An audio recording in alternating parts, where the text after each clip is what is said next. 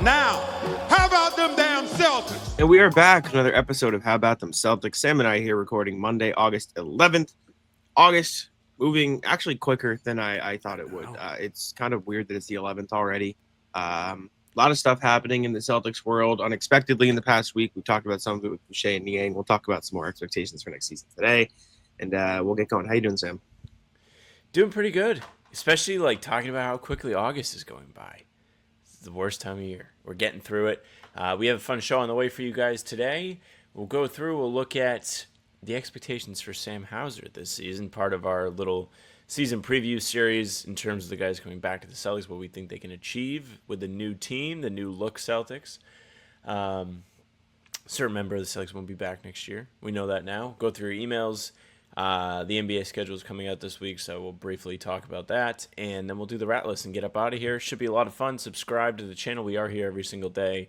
Full pods drop Tuesday, Thursday, Sunday game recaps morning after each game. Other videos are on the channel in between to keep you up to date with all things Celtics. You can find the two of us streaming on Spotify and Apple too. All pods and recaps are there, so if you want those followed, they will go right to your feed. Leave a 5-star review. We'd appreciate that very, very much. But yes, Sam Hauser. Whoa. Sam Hauser indeed. We've done a few of these, Walsh, Shireman, Kada, but Hauser is another one who I feel like doesn't get talked about enough in terms of his next year growth and potential development. Sam Hauser was a hot button trade potential guy or whatever you want to call it this summer. He'll be heading into his 5th NBA season. The first year was him on a 2-way contract. Since then, 80 games, 79 games, 71 games. Last year was the first year he dealt with any real injuries, had some back problems at the start of the year, and still managed to play 71 games. I feel like the injury issues were overhyped or overblown, at least a little bit, considering the guy played 22 minutes a night in 71 games and 19 starts. He averaged 8.5 points, 3.2 rebounds, 0.9 assists on 42 splits. Last year was 9 points, 3.5 rebounds, 1 assist on 42 splits. The year before, 42 splits. The year before, 43 splits. Like, I wrote an article yesterday for Harvard Houdini on why it would be a disaster if the Celtics traded Sam Hauser. Because you look at the numbers that Sam Hauser has put up. He has put up 40% shooting on at least 5 3-point attempts per game in each of the last 2 seasons. The only players to do that in each of the last 2 seasons. Can you guess how many there are, Sam, in the last 2 seasons? There's probably more than you think, but it is a short list. 6 indeed. Whoa. Sam Hauser, Kevin Durant, Norman Powell, Malik Beasley, Grayson Allen. Those are the only players in the NBA to do that with at least 50 games played. And Malik Beasley won't be playing this year. So he won't be doing it again. Shorter. If you go back 1 year prior to that, Sam Hauser didn't crack the 5 3-point attempt per game mark. He was only at 4.2. But even if you lower it to 4 just to include him, he's the only one.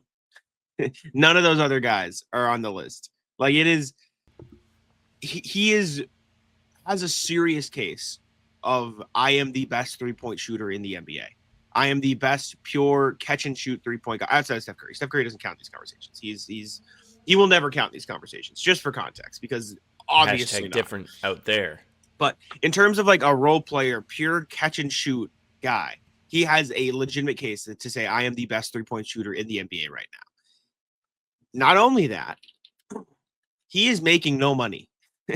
He makes 10.04 this year, then 10.8, then 11.6, then 12.5. That is an unbelievable contract for a guy who fits perfectly with what the Celtics want to do and how the Celtics want to play basketball, whether it be this year or next year. I never thought the trade rumors were valid. I never thought they were fair. I never thought they should trade Sam Hauser, and I still don't. I think he's an extremely important piece to this team. I think he has a real chance for growth next year in terms of 3-point volume. I think they could rely on his threes a lot when you need to space the floor for Jaylen Brown to work, for Peyton Pritchard to work, for Derek White to work. I think he showed a little bit off the dribble last year, which I think he can expand upon this year. I don't think he's going to go too far away from his catch and shoot game. I think that's his bread and butter, and I think you can thrive as that without having to worry about it.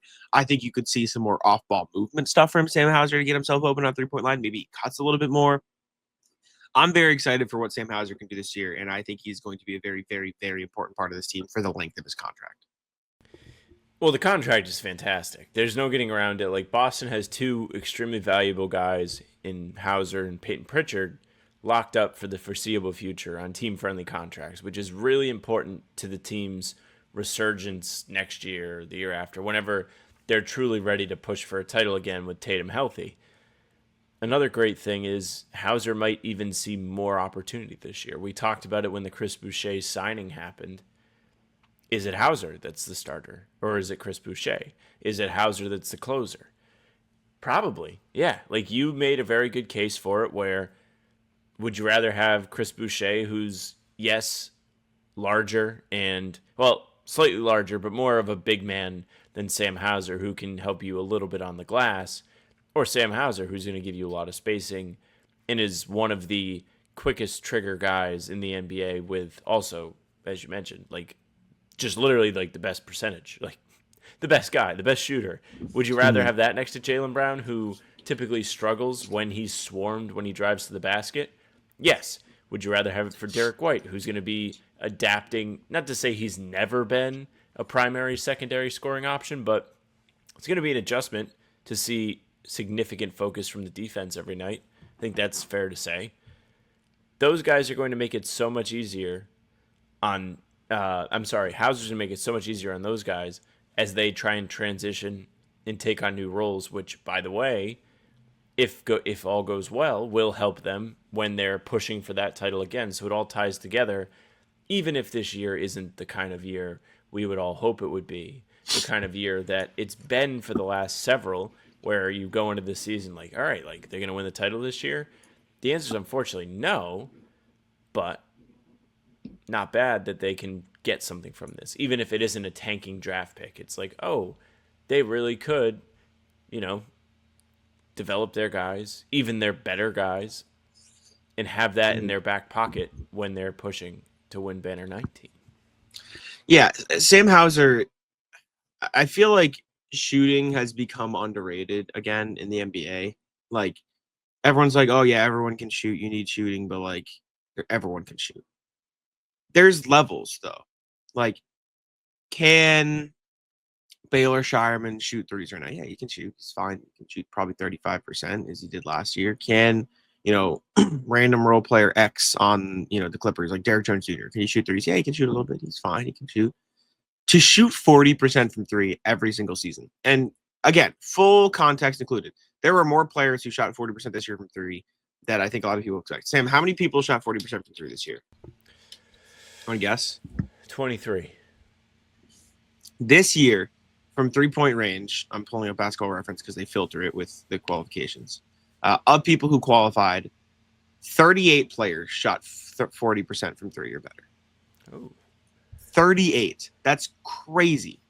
Who was on the Celtics? Sam Hauser, Pritchard. That might be it. You have 3 Celtics on this list. So Sam Hauser, Pritchard, and... Mm-hmm. Games played is not a filter. Games played is not a filter.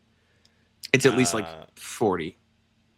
That's the biggest clue you could possibly have. No, I know. Games played isn't a filter. I'm trying to think. Was it Miles Norris? It's Kristaps Porzingis. Oh, Kristaps. Yeah, Porzingis shot 41 from three. The point is, shooting is as prevalent as ever. But like I said, you could go through almost every single name on this list, and not all of them shoot this well every single season. It's the consistency with which Sam Hauser shoots threes. It's the versatility with which Sam Hauser shoots threes. He can shoot without dipping his hands. He can shoot coming off a screen. He can shoot off the catch. He can shoot with a step back if he needs to. Like, he can shoot with whatever versatility he needs to. You don't like that. That is an unbelievable skill that the Celtics have paid pennies on the dollar for.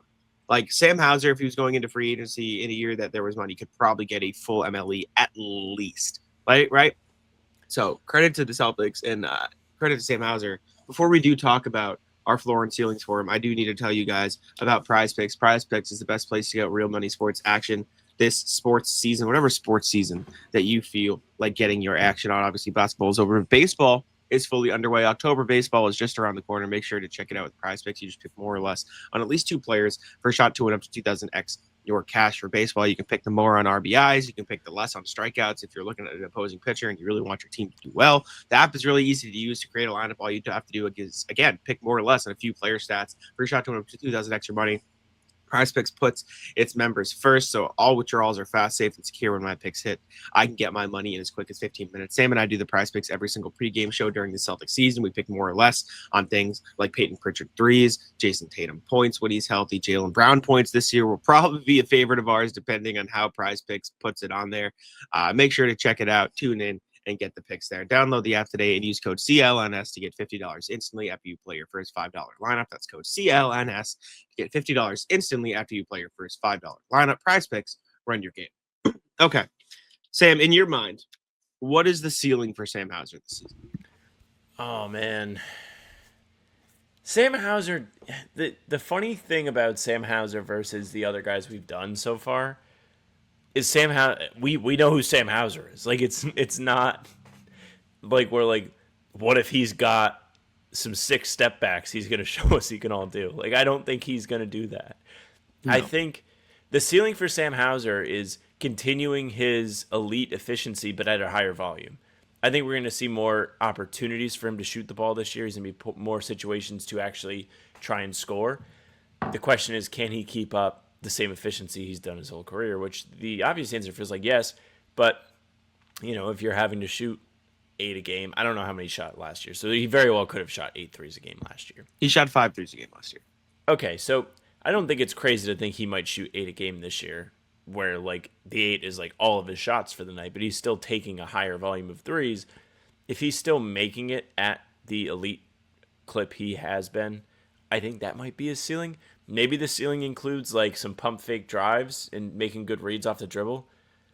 But it's more about, can you remain absolute nails every time you kick the ball on the perimeter?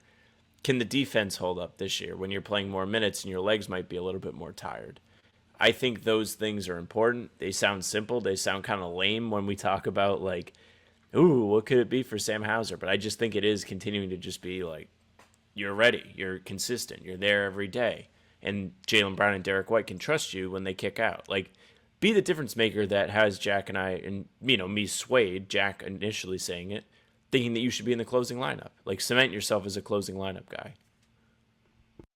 Yeah, I think I was going to say the same thing. 8 threes a game. I want to see him take 8 threes a game. I want to see him take maybe like 10 shots, 8 of them being threes. I think that's the perfect place for Sam Hauser to be. You're taking 8 threes, you're making around, 2 and what, or maybe 3 of them, right? I don't know math. 3.5 of them. If Sam Hauser makes 3.5 threes a game, that's good. That's really good. You got a guy giving you that many buckets a game, right? I think that's fine. I think you want him around 12 points a game. I think the biggest thing, and Joe Mazzulla talked about it a lot last year, 6 rebounds a game. I think Sam Hauser can be a really good defensive rebounder. I think with the corner crashing, with the way he plays defense, I think offensive glass too, if he's in the corner waiting for threes, corner crashing from there will be important too. And I think, like you mentioned last show, like you lose a lot of rebounds with Jason Tatum off the court. Like you need guys to step up and crash the glass. And I think Sam Hauser can be one of those guys. I think driving closeouts would be fun. Like I think that would be a cool thing for him to show off. I don't think he needs to go overboard. We saw what happened last time. A player in green tried to go overboard driving closeouts when he was a corner 3-point shooter. Please don't be Grant Williams. And I don't think he is. I think Sam Hauser showed more driving closeouts last year than Grant Williams did in his entire time in Boston. And so I'll give him that credit. But I think the additional stuff we could see is going to come off like, let's run more plays for Sam Hauser. Let's set double screens off the ball, have him come up. Let's set elevator screens. Let's, run more ghost screens at the top of the key for Jaylen Brown. Like find new ways to get Sam Hauser open. Run things for Sam Hauser sometimes throughout the game. I think that'd be cool. I think that's the goal. I think if you want to talk like ceiling, it's like 15. I think you could probably get there if you get, hot enough from 3. But I think 12 is the realistic one. The floor for Sam Hauser is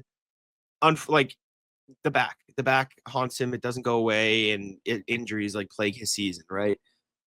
Like up to this point in his career, the floor has been 40% from 3. Like theoretically, he could go under that. That was the danger this year, and he still didn't manage to. So I don't know if he ever will, but I think the danger zone for him is, the back catches out to him. He's hurt a lot of the season. He doesn't get to play. He doesn't get to capitalize on this opportunity. Guys like Baylor Shireman, Jordan Walsh, sort of surpass him just naturally because he can't stay on the floor. And I think injuries would have to do with the floor for Sam Hauser for the most part. Injuries, I mean, you make a good point. I think there's a chance that the higher the volume is, he may not be as able to keep up the efficiency. And that's the big question mark for me. Might be an unfair question mark. I do think physically holding up under more minutes is an important part, though. Like, more importantly, like defense. Like, even without injury, your legs are going to be more tired. You're going to be guarding more. How does it affect your shot? How does it affect your defense? Those things go hand in hand. And if you're not able to keep it up towards the end of the game, then the whole conversation of us being like, whoa, what if he's in the closing lineup? Kind of becomes irrelevant because he won't be ready for it. I don't know how many times we've seen him actually on the floor in late game situations either. So like if he's just really not clutch, that would be something that we would learn this year too.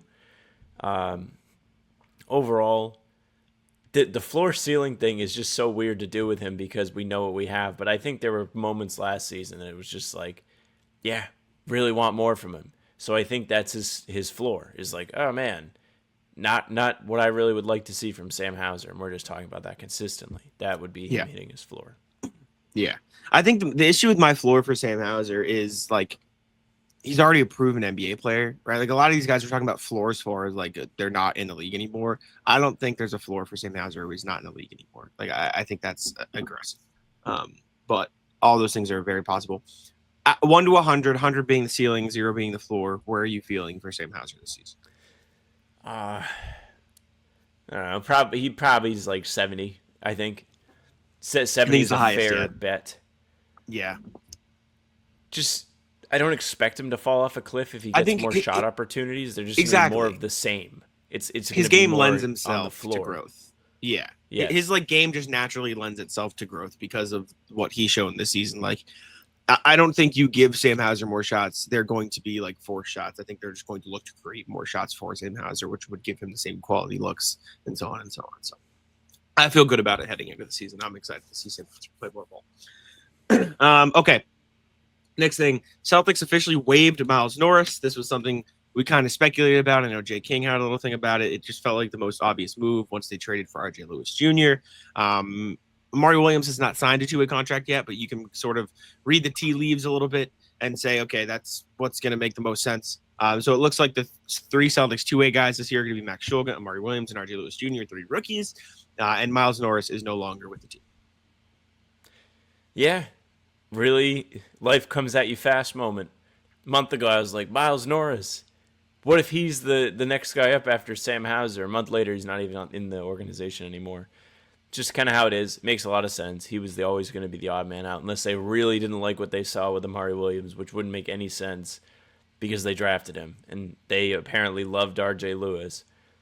So they didn't draft a guy they loved to take Amari Williams. To think that they still haven't signed him yet, in fairness. But to think that he won't end up on a two-way is pretty crazy at this point. I mean, who else would it be? Is there anybody out there that we'd be like, just shocking two-way contract recipient? We'd be like, whoa, what a big get it was for Boston. I don't think so. Williams is easily the next guy up. Yeah. I think... Unless can Charles Bassey get a two-way?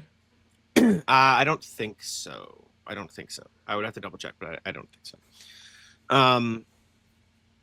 As soon as RJ Lewis got traded to Boston, it just kind of felt like it was destined that Miles Norris was going to get waived. Miles Norris is cool, right? But when you're 25 and you are, you're supposed to be this really tall, really elite 3-point shooter, 3-and-D guy, and you're just kind of like okay at shooting and defense, you have a limited window is all I'm saying, right? There's always going to be a guy biting at your heels, itching to take that spot, and there's no guarantee that you're going to stay. We saw that with Anton Watson. They didn't like him after half a season, and he was like, see you later. Like, two-way contracts that's just the nature of a two-way contract. So Drew Peterson too. So it is what it is. I'm excited for RJ Lewis. I'm excited for the rookies, and we'll see what happens from there. But emails. A reminder, as always, you guys can email us at hbtcpod@gmail.com. That's hbtcpod@gmail.com. I haven't looked today. I don't know how many we have. It could be one of those times. Okay. I was hoping it wasn't one of those times where we have none and I look like a fool for Today'd be a saying bad all day that for for none. nothing. It would be. But we have 5 from 4 Yes. different people. So shout out y'all. Thank you very Bangarang. much. First one from RJ. Celtics two-way all-stars. RJ Johnson. I don't know why I just used your government. Morning, folks. With the makeup of RJ Lewis Jr. as a traded two-way player, hadn't seen that before. Me neither. I thought it might be fun to look at the Celtics history of two-way player development rather than make a judgment call about who is better or worse. I'm going to list them simply in order of minutes.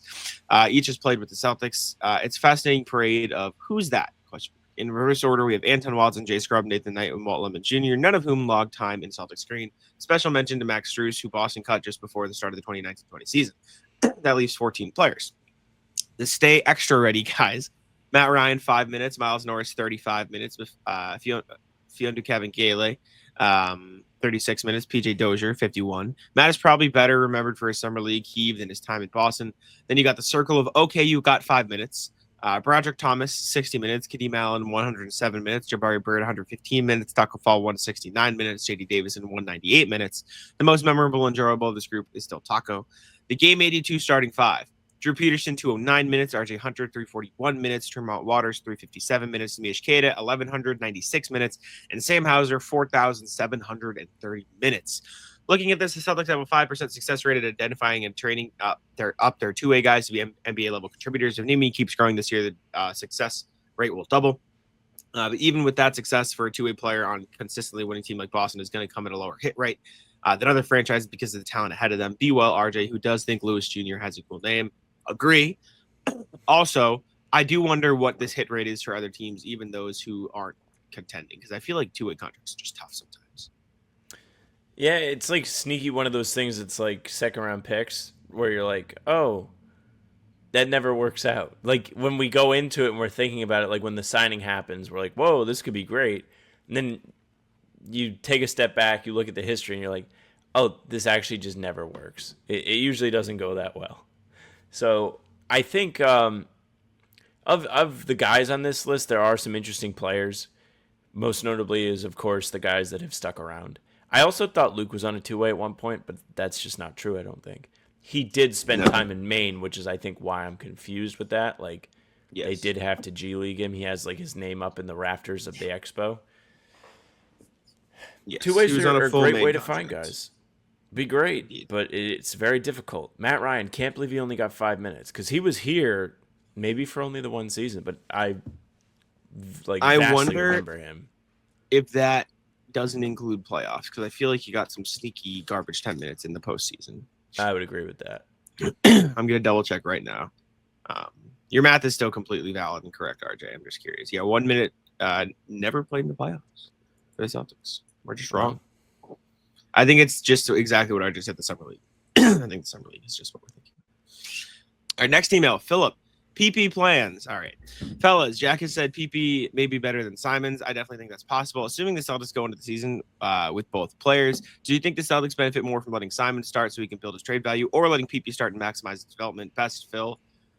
I think it's Pritchard. Like, building... Okay, I'll be harsh here just because I feel like this is what the uncomfortable truth is based on what we've heard reported. Building Simons' trade value from 0 versus letting Peyton Pritchard just develop into a player who will be on the team for 4 years and help you win a championship when Tatum gets healthy. I would rather just give heavy minutes to Pritchard. I think Simon should play a lot too. Don't get me wrong. I think both guys should play a lot. And at the end of the day, starting doesn't really matter. It just matters who plays more minutes. But if we're talking like pure minutes, I think both should get 30 plus. I just think Pritchard should get the majority of the touches in terms of like with his minutes. Yeah, I think there's part of this where if you actually let Pritchard start, you also might build Simon's trade value, because if he does well in a bench role, then you would be able to sell him to like a team that thinks they're one scoring punch off the bench away on that potential move. Like mid-season, is it easier to make that trade? No, because teams have filled up their salary, their books are pretty like accounted for and everything. But at the same time, like if like it's like, whoa, like look what he's doing off the bench. You don't really think much of it, but like looking around the league, someone like Tim Hardaway Jr. wasn't traded for last year because the Pistons were good, but he got paid. He got a contract this summer from Denver. Malik Beasley would have got paid if he didn't get himself in trouble. Like, those aren't guys that you would necessarily trade for, but the reason why is because they were on a team that didn't want to trade them. If the Celtics are they're not trying, but like they don't really believe that Simons is important to what they're trying to do, trading him is fine. And if you're starting Pritchard, you're letting him develop, which is, if you had to pick between one of these things, is the more important thing. He's on an $8 million contract for a couple more seasons. Like, that's incredible. You have to do it. But you might be able to kill two birds with one stone, is the point I'm trying to make poorly. No, I know what you mean. Like, if teams can see Simons thriving as bench role, maybe they'll trade for him to play a bench role for them. Makes sense. Thank you, Correct. Philip. Appreciate it. Next email. Time machine into the rafters. RJ says, evening, folks. I'll just copy what I dropped in the comments on the YouTube channel to start. I opened up my YouTube app just looking for a time waster and found this delightful nugget instead. Baby Jack. Oh, my God. What did you do? Baby Jack and Baby Sam doing a great job back in the day. Your conversation with Max was relaxed, fun to listen to, and informative. Not in terms of scoop in the minute hot take, but just three guys who enjoyed basketball and talking about it together. And the flashes they've been said about Al and Simon shed some light on current affairs too. A great bit of August content for HBTC fans. It was a great chat with Max Letterman from the day of the bubble and the invention of the play-in. So things never change. Philly loses and Simons can't/won't take threes. And some things do. People were kind of saying kind of things about the future of Grant Williams. I encourage everyone to go give it a listen. Be well, RJ. Oh, it's full audio. Oh, we didn't even have the damn video up yet. Oh my God. This is crazy. This is before we changed the name of the podcast. Oh my, I forget why we did that. This is nuts. So I only have the emails up now. I don't have the thing if you were trying to share it. No, I mean, there's no video, but it's just right here. Right. He's saying he doesn't care if it goes in or not. But it 26 just shows views. Something like a mental flaw in Ben's head. Like, I feel like this is way more interesting. Let me see. Watch. So instead of that, let's do this. I'm just gonna go to videos and just what is the oldest? Oh, the oldest are gonna be my 2K videos. Yeah. What's the oldest like pod with our faces? Oh my God, this is crazy. This, yeah, it's Max. Or no, Grandy. Sorry, Grandy Max. Yeah. Yikes. This was before I knew how to edit, and so when we did Skype, Sam was just the big box, and so I couldn't switch it to make Grandy the big box, and so he was just a small box. Hey, the Xbox headset on. I don't think I was playing Xbox on this. I think I was like engaged, but there were times I would just also play Xbox while we did the pod. What a time it was. What a time indeed. Shout out to Grandy. All right. Anyways, thanks, RJ. If you'd like to listen to our old shows, feel free. Good luck.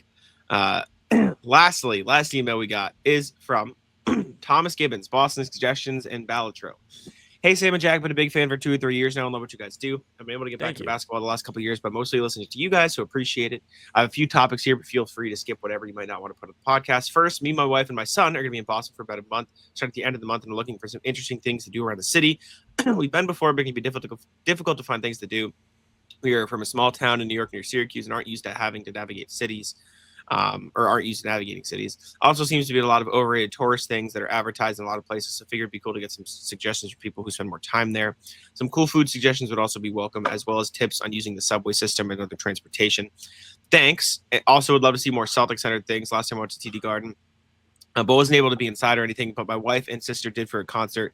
Not sure if there are events that happened in the off-season that are public either. Finally, a huge addict to Ballatro would recommend that anyone play it. Started playing about a year ago and unlocked all the jokers and vouchers and everything. Just got back into it and started winning difficulties with all the decks. Good game to obsess over when you have time on your hands or multitasking like I do. Thanks for everything, Thomas Gibbons. Shout out, Thomas. I beat one deck of Ballatro. I need to play more. I like put it down for a little bit. But things to do in Boston. I'm trying to go to the Red Sox, good options. Especially now. They're playing well. If you're going in about a month, it'll be like push for the playoffs, probably be a good environment. Like it'll be Fenway more than just people that want to go to the game so they can post on social media that they went to the game. It might be people that actually care about the team, which is pretty cool. Definitely would recommend taking the T around. I like taking the subway anytime I go places. I know people are kind of mixed on the subway. because like they're like, yeah, it's gross and dirty and all that. I don't know. I like being able to be like, we have 2 stops until we get off here, and then we're in a completely different place in the city. I think that's fun. I would recommend going to Cane's Donuts. I went there this weekend. I had to bring the lady to the airport, and I was making sure she got on her flight because we do standby for. I'm not going to get into all of it, but we can do standby. So while I was there, I was like, let me just go get a donut. If she doesn't get on, I'll go back and get her. Good donuts there. The Celtics will once in a while like collab with them, and like Sam Hauser will bring them on the plane. Like I think there's been posts on social of them like showing up with a huge box of donuts. That's a little Celtics Easter egg, I guess, with that one. But Jack actually lives there, so I'll let him give you some. Bova is a bakery in the North End. If you want to go, it's open 24 hours. Not that you need it 24 hours, but very good, very fun, very cool. I love walking around the North End in general. I think that's fun. Mike's Pastries is another good one. There's one in the North End, and there's one at Hub Hall, which is like in North Station. So you're not actually in the garden, but if you're looking for something close, there is that. You can go to Faneuil Hall, and there's statues of Red and Larry Bird's shoes. If you are looking for like Celtic stuff, you can go see those little statues. There's and Bill Faneuil Russell Hall is statue. Bill Not Russell far statue. from there. And Faneuil Hall is just really cool. Like I like walking around there. You're by the Freedom Trail and stuff. And if you go through Faneuil Hall, you can walk a little bit further and be by the aquarium and the water and stuff. You don't even have to go in the aquarium. You can just be by the water, and it's like a nice, cool, little pretty area. If you're looking for like lunch, Al's Cafe is. I mean, I talk about it a million times. Al's is elite. It's the best sandwiches in the city, in my opinion. I like the chicken salad. That's my favorite. But they have other stuff. They have like pastrami. They have like other stuff. There's South Street location. There's State Street location. There's a few others, but it's only open during like working hours. So I think it's like 10 to 3 or something. So it'd have to be lunch. I'm trying to think of anything else. That Red Sox game is good. Outside of that, I think Public transit. You could train down to Providence if like you want to take a day. It's funny, but like I don't know. Like, if you're looking for like non-traditional like New England, Boston things to do, there's a T that runs here. Providence has really good food. The east side, there's like a huge river that runs through it. There's like a great walking space, and there's a lot of cute like little restaurants and shops over there near Brown. I guess they are there's for also month, so Federal Hill. taking a day. Yeah. Federal Hill's like famous for the food. Like they had the March Madness opening round here, and like all the Italian coaches, like Calipari took Arkansas there, and they got dinner. So it's like a huge street, very busy, all sorts of restaurants, diverse restaurants, not just Italian. There's Spanish food. There's Lebanese food. I'm trying to think. There's like a fusion sushi, Peruvian food place. Like there's a lot to see on Federal Hill. If you do come down to Providence, I would definitely recommend it. There's also this sandwich place in the North End that I only had like once, and I just had like half of my roommate's sandwich, but it's called Table, and it was fucking incredible. So if you're looking for another like place to eat, Table in the North End is really good.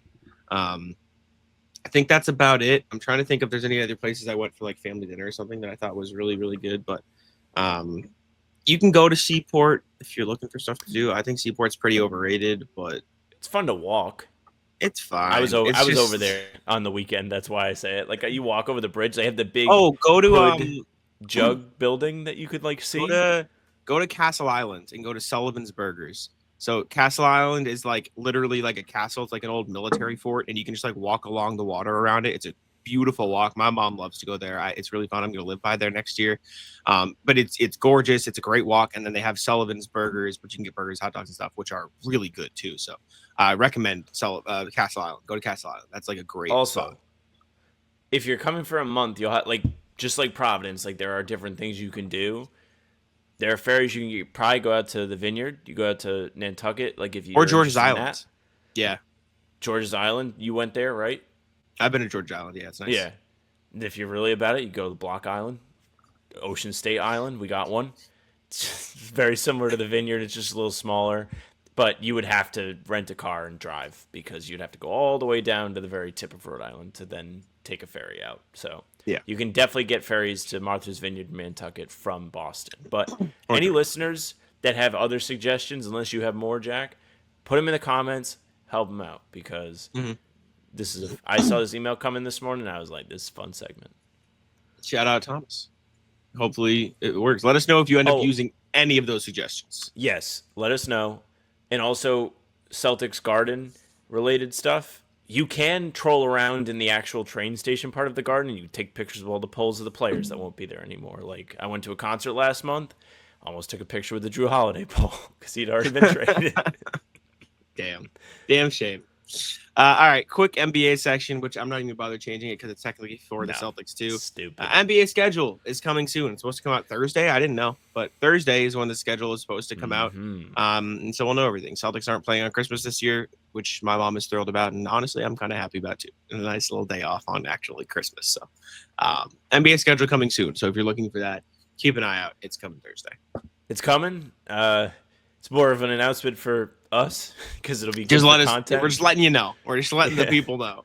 It's coming. If you for those that want to buy tickets, this is a good time to do it. Like if you're about like sitting. I mean, granted, this year it might not be as expensive to go to a game, but like if you don't buy them resale and you get them directly when they go on sale, you're going to pay less money most times. Could be the time for you. Maybe this year you wait for resale. Just a pro tip, maybe. Mm-hmm. All right, rat list, I guess. Go ahead. Well, rat list. This is tough. I had like a good weekend. I did. Rat list. I've been struggling, man. I've been so bad on college football. I've been in a slump. Sometimes this happens. Yeah, I lost a couple games this weekend. Not good in our leagues. I'm doing okay in like ones where I have a better team. But I am not at the skill level anymore where I can take a team that isn't good and still beat people in these leagues. With good teams that have good, with better teams. And nobody has a good team, but like I lost 17-0 yesterday, like user versus user game. Like I played fine defense. Like I was pretty happy with it. I gave up a pick 6. Like I really only gave up 1 touchdown on defense. Like I did a pretty good job.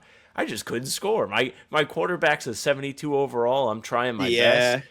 I'm missing guys on deep routes, overthrowing them, getting pissed off. So that was like my Sunday evening. Saturday, I don't think I lost any. I need to play Nick, because he wanted to play. That would be fun to do on stream. I need to figure out how to do streams with games because I feel like that could be a fun part of the summer. I feel like we say it every year, it just never happens. I think you can just connect. Okay. I think there's a way you can connect the YouTube channel straight to your Xbox, but I don't know how to do face cam. I think you'd probably have to find a way to connect your Xbox to your computer and then use OBS to stream. I'm sure there's an easy enough way to figure it out and go from there. I might melt my computer. I can't even have a fucking basketball reference open. Yeah, you're cooked. You just need a better computer. You need a real computer is what you need. You don't. You have a laptop. Oh, it's not. Yeah, like a desktop computer. Yeah. Rat list, but good for me, but unfortunate for my dad. So Michaela, my girlfriend, and I were supposed to meet my dad and his girlfriend Jen, who it's just my stepmom at this point. They've been together for like a decade plus. Okay. For drinks yesterday because they were going to see a comedy show in Boston. Who'd they see? Well, they got okay. sick, couldn't go to drinks, couldn't go to the show. So Michaela and I got to go to the show. So we took their tickets. It was Nate Bargatze, if you're familiar. Oh, I should have known that. Yeah, he did the Garden. Yeah, so we were at the Garden last night. We saw him. It was funny. It was good. It was a good time. Doesn't curse. Oh, really? Better man than us. Yeah. I didn't even notice that. It's clean. He was funny. It was a good show. It was fun. So that was good. That was more just like a story. Sorry, feel better, Dad, Jen. The real rat list, though. So I've been playing a lot of MLB The Show, and I do like the way I play is I just, like, offline or make a online? franchise offline. Like I just Offline. rebuild a franchise. Like I'll rebuild a team. That's what I think is fun. How are we in the year 2025, and there is no autosave? Really? How? There's no autosave. There is none. So if the game, so yesterday I got like deep into the season. Luckily we were having a shit season and it was beneficial to restart anyways. But we got like months and months and months into the season, and I got into a game where I was like down by 1 bottom of the ninth. I'm like, all right, let me play this game, and it crashed and it didn't load the game, and so I had to close out the game and restart it. Brought me back to the start of the season. No autosave. How is that possible that we're in 2025 and the game doesn't have autosave? That's insane. And the worst part is there is autosave. Like there are some moments where there are autosaves, but there has to be like an open space for the separate autosave file instead of just updating the file. Like it's so stupid. Like it doesn't make any sense the way they do it. Ridiculous. That's enough to make you not want to play anymore. Like, because you have to start over again. pissed Like, me you off. got to take like a couple weeks off and like be like, all right, like I'm like excited about it again. Because you just did so many different things. Like you made a lot of progress. Now it's fucked. Pain in the ass. I was very not pleased. It happened to my roommates and I the other day or last week when we were playing too. It was not fun. Rat list is just the rules at the Sunday basketball runs. Jack's familiar with this, but I play it at a basketball run every Sunday with like I've been playing at this run for like 7-8 years now. People I'm like good friends with go to it, and like I don't know, now like we're all like a good like community that we have with the basketball runs. It's the only basketball run on the planet where if you win, you don't always stay on. If you win 3 in a row. Globe ball does that too. Oh, they do? It's 2 and off. Oh, I hate that. Yeah. I understand why they do it, but it's frustrating. Yesterday I don't even think our team was unfair. We were just playing really well together, which is why it was frustrating. Like it's one thing to do that if like the 3 best dudes at the run all end up on the same team or something, and you want to make it fair. Sure. But it was like me, my friend Ray, who is not like any kind of like gifted athlete, and a couple other people. Yeah, I mean, specimen. And a couple other people like that just like play smart and know like how not to be in the way. And we were dominating team. Like for perspective, like our team was so not talented that we played 10-minute games timed on a little scoreboard. And we went like the first 5-6 minutes, neither team scored. It was just like that was rough. I wasn't really being aggressive. I was just trying to let the game come to me. So I wasn't really pushing anything, trying to force shots. And we were struggling. But then we exploded and just like cooked everybody. And we had to give it up. Somebody suggested something fun, which I actually would be about. If we did, if you win 3 games in a row, like you don't play anymore, but it should just reshuffle all the teams. Because that way, if like somebody's on a bad team that's never going to win, like their team never gets shuffled or they never have to sit, they just like play the team that's like the second best team. But if you shuffle the teams, then everybody has a chance to be on a good team again. Interesting. Yeah, no, I don't hate that.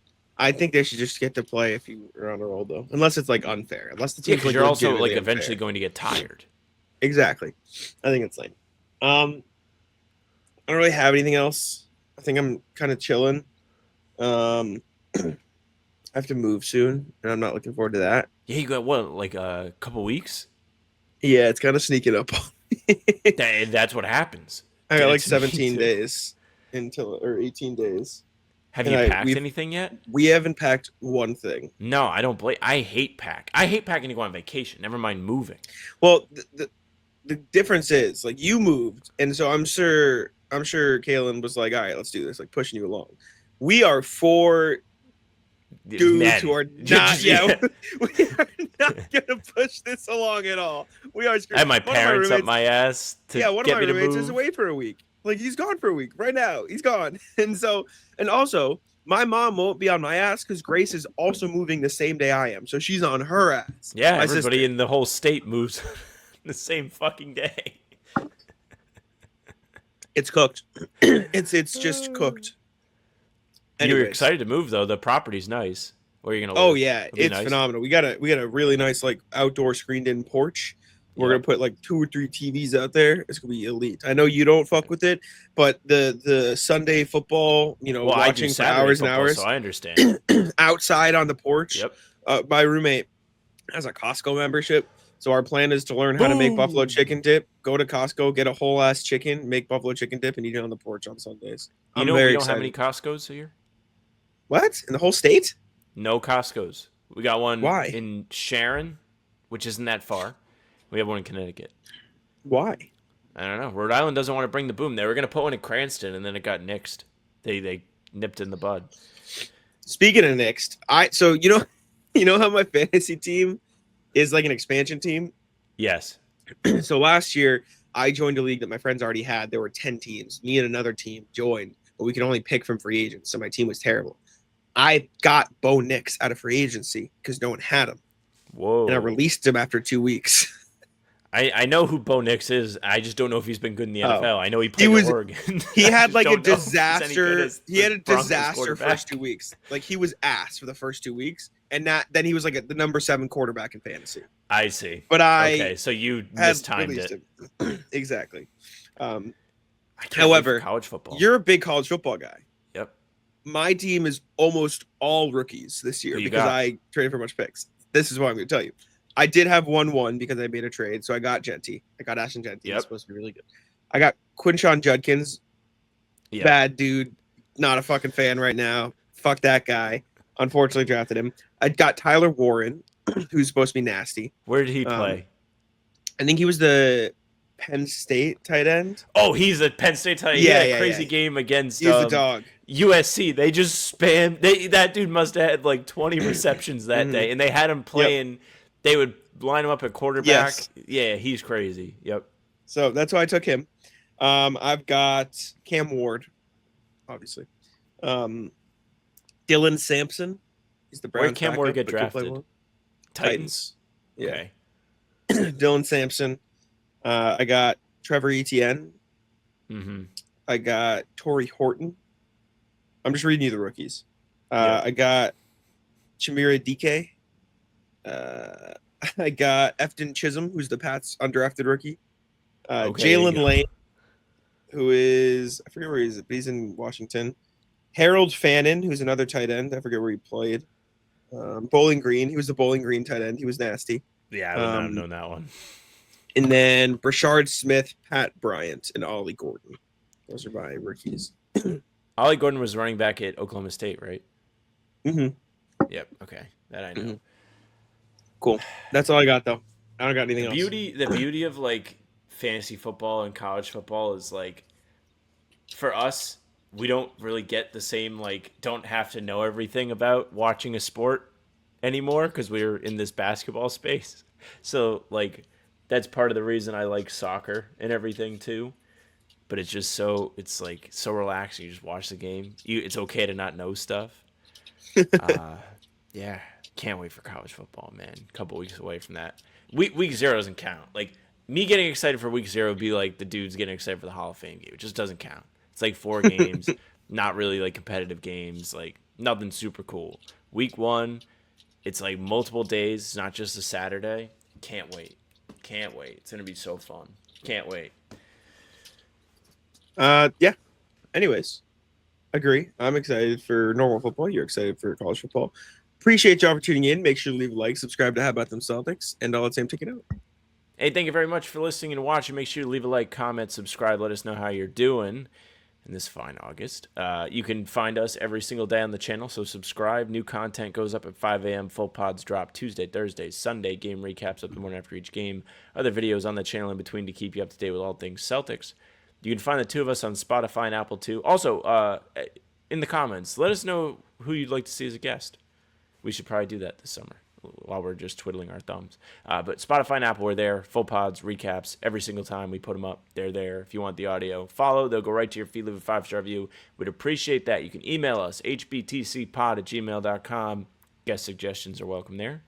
Other thoughts, great emails today. Shout out to everybody who sent them in. Hopefully, we help out with the Boston recommendations. That'd be great. Hope it's a fun trip. You can find us on social media at How About Them C's, Twitter, Instagram, TikTok, Facebook's the name of the podcast. All streams are there. They're on YouTube. They're on Twitter. Jack's Twitter's Jackson NBA. Mine's at Sam LaFrance NBA. That's it for us. Bye. Taco, come on. Taco.